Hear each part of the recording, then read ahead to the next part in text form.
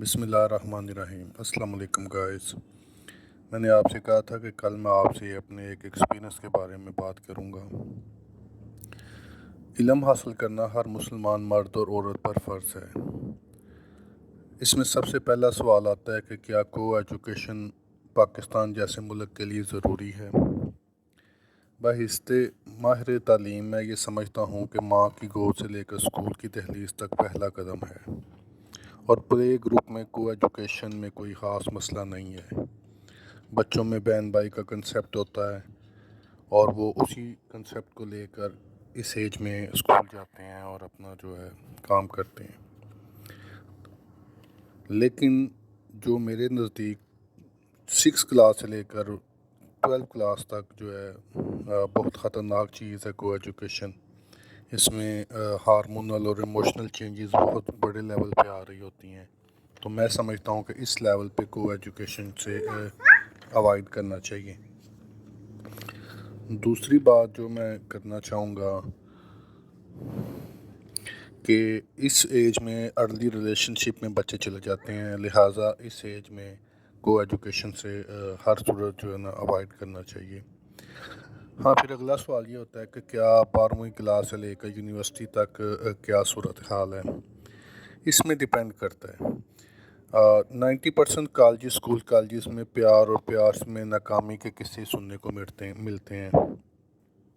इसकी बड़ी वजह ये होती है कि अभी दोनों में से कोई भी कामयाब नहीं हुआ होता, लेकिन वो अपने आप को इस तरह प्रिटेंड करते हैं कि एक दूसरे की इस तरह के चक्करों में पड़ जाते हैं जो बाद में परेशानी बनती है। और 10% ऐसे वाक़यात सुनने को मिलते हैं जो ड्रग रिलेटेड हैं, और पहले स्टेप के बाद फिर वो दूसरी तरफ चले जाते हैं। तो और पढ़ाई कम करते हैं। अगर आपको पता लगे ना स्कूल में छुट्टी है तो हम जो है उसको बड़ा अप्रिशिएट करते हैं और हम बड़ा खुश हुआ करते थे कि आज हम स्कूल नहीं जाना और ये वो। लेकिन मैंने अक्सर देखा है कि जब यूनिवर्सिटी और कॉलेज लेवल पे इस तरह का कोई बात होती है तो बच्चे परेशान हो जाते हैं कि हमने तो जाना था, ये हमें आज घर में बैठना पड़ेगा, हम बोर होंगे। तो ये सोचने वाली बात है कि इसमें बोरिंग कहाँ से आ गई। क्या हम वहाँ पे तालीम हासिल करने के लिए जाते हैं? अगर हम तालीम हासिल करने के लिए जाते तो फिर हमें इतना ज़्यादा ये ना होता कि आज हमने घर बैठना और बोर होना है। असल में यूनिवर्सिटी कॉलेजेस में अब अक्सर व बेशतर जो है एक इंटरटेनमेंट का पहलू आ गया। आप पंजाब यूनिवर्सिटी की कैंटीन में चली जाएं, आपको वहाँ पे ज़्यादा रश मिलेगा बनिस्बत क्लासेस में। तो ये चीज़ सोचने वाली है कि क्या हम एजुकेशन लेने के लिए जाते हैं।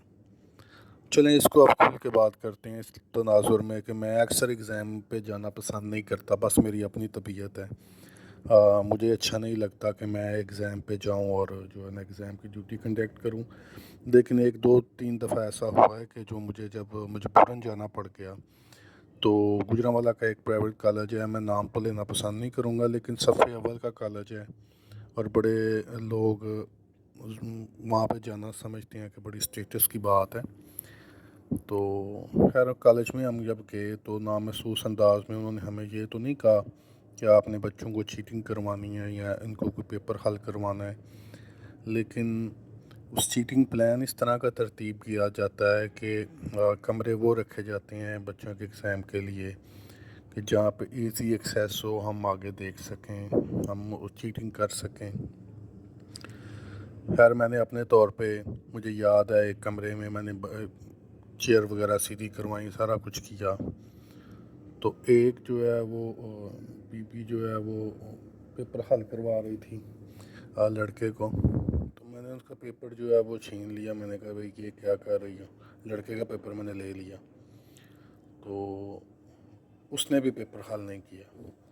अब देखें, मैं इस बात पे इतना हैरान था कि इस हद तक हम इमोशनल ब्लैकमेल हुए होते हैं सो कॉल्ड प्यार के नाम पर, दोस्ती के नाम पर, कि अगर उसने उसको पता नहीं क्या वर्गलाया हुआ था कि तुमने मुझे पेपर करवाना है। जब उसका पेपर नहीं हुआ तो उसने कहा लो पढ़ो जी, ये मैंने भी पेपर नहीं करना। तो देखें किसका क्या गया। ठीक है, वालदैन जो है पता नहीं किस तरह आपको मेहनत मजदूरी करके कॉलेज में भेजते हैं।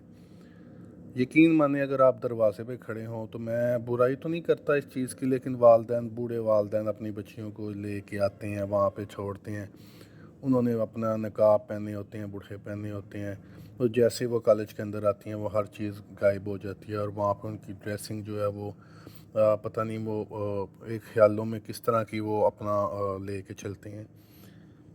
برائی تو نہیں اس چیز کو کہہ سکتا، لیکن اس میں یہ ہوتا ہے کہ جب آپ دکھاوا کرتے ہیں پھر دوسری صنف کی طرف بوائز بھی ظاہری بات ہے اسی طرح کرتے ہیں۔ خیر چلیں اس بات کو چھوڑیں، میں تو دوسرا انسیڈنٹ یہ ہوا کہ جو میں نے وہاں پہ چیزیں آبزرو کی کہ اتنا زیادہ وہاں پہ جو ہے نا وہ لوگوں نے ایک اپنا مائنڈ میں یہ چیز بنا لی ہوئی ہے کہ ہم نے تو پڑھنا ہی نہیں ہے، بس نقل لگ جاتی ہے اور بندہ پاس ہو جاتا ہے۔ جب میں نے وہاں پہ سختی کی تو وہ بچوں نے وہاں پہ کلاس میں گانے شروع کر دیے، آوازیں نکالنی شروع کر دیں، ٹیچر اریٹیٹ ہوں ہمیں موقع دیں، لیکن میری اس طرح کی عادت ہی نہیں ہے۔ جب ایک کام میں پکڑ لیتا ہوں تو اس کو پھر ایسے انداز میں کرنا بنتا ہے۔ جب آپ بی ایس کی ڈگری لے رہے ہیں، اس لیول پہ جب آپ جا رہے ہیں تو پھر ہم جو ہے کسی طور بھی سپیئر نہیں کر سکتے۔ جب انہی لوگوں نے باہر فیلڈ میں آنا ہے تو ان کو الف بے کا بھی پتہ نہیں ہونا۔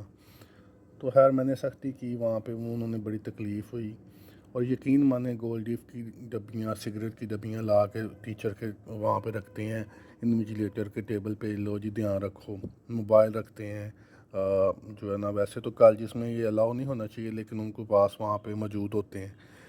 تو اس طرح کی چیزیں دیکھنے کے بعد دل میں ایک عجیب پریشانی کا احساس ہوتا ہے کہ ہم لوگ بحیثیت قوم کس طرف جا رہے ہیں، ہم اپنے آپ کو، اپنی آنے والی نسل کو کس طرف لے کے جا رہے ہیں۔ جسٹ ہم نے ڈگریاں لے کے گھر پہ آ جانا ہے، ہمیں ان کے بارے میں پتہ ہی نہیں ہونا۔ اب کلاس میں سگریٹ لے کے آنا اور کلاس میں اس طرح کا بہیو کرنا کہ اگر اس نے پیپر نہیں دیا تو میں نے بھی نہیں دینا۔ اس طرح کا ایک دو اور انسیڈنٹ ہوا کہ خیر، تو بہت سی ایسی چیزیں ہیں جو میں ابھی اتنی کھل کے نہیں بیان کر رہا، میں جسٹ آپ کو جسٹ ایک ہنٹ دے رہا ہوں کہ بھائی خدا را اپنے والدین پہ ترس کھائیں۔ وہ پتہ نہیں آپ کو کس انداز میں کتنی محنت مزدوری سے آپ کو اس قابل وہاں پہ بیچتے ہیں، اور آپ آگے جا کے اپنی خیالوں کی دنیا میں مست ہو جاتے ہیں، کھو جاتے ہیں۔ یہ کچھ بھی نہیں، یہ سب عارضی چیزیں ہوتی ہیں۔ یہاں پہ تو اس اللہ کا شکر ہے ابھی اس حد تک یہ بات نہیں جاتی، لیکن یورپ اس لیے تباہ ہو رہا ہے کہ وہاں پہ ارلی ریلیشن شپ اور ٹین ایج پریگنینسی اتنی زیادہ ہے کہ ہم لوگ جو ہے اس کو سوچ کے پریشان ہو۔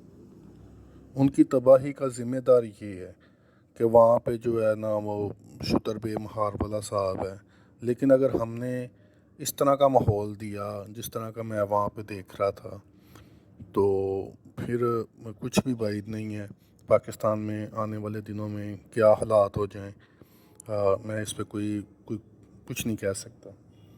تو بہت زیادہ جو ہے نا دل میں یہ چیز محسوس ہوتی ہے کہ والدین کا آپ لوگ احساس نہیں کرتے، بچے والدین کا احساس نہیں کرتے، جو آپ کے لیے پتہ نہیں کس انداز میں محنت مزدوری کر کے آپ کو پڑھاتے ہیں، آپ کو وہاں پہ بھیجتے ہیں، آپ کی فیسز ادا کرتے ہیں۔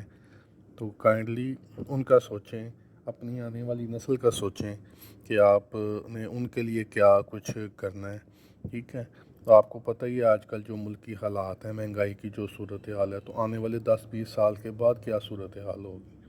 اکثر بچوں کو میں ایک بات کہتا ہوں، بھئی جب آپ چھوٹے ہیں آپ کے والدین اپنے کپڑے نہیں بناتے، وہ آپ کے بنا کے دیتے ہیں، خود بھوکا رہ لیتے ہیں، آپ کو خوراک دیتے ہیں۔ جب آپ بڑے ہو جاتے ہیں، جب وہ چارپائی پہ جائیں گے، بوڑھے ہو جائیں گے، جب وہ دوائی مانگیں گے تو اگر آپ ناکام ہوئے تو ان کو دوائی کدھر سے لا کے دو گے، ٹھیک ہے۔ اگر آپ کا بچہ کوئی چیز مانگے گا کہ بابا میں نے یہ والا پھل کھانا ہے یا یہ چیز لانی ہے، اور آپ کے جیب میں پیسے ہی نہیں ہوں گے، تو آپ اپنے بچے کو کیا منہ دکھاؤ گے۔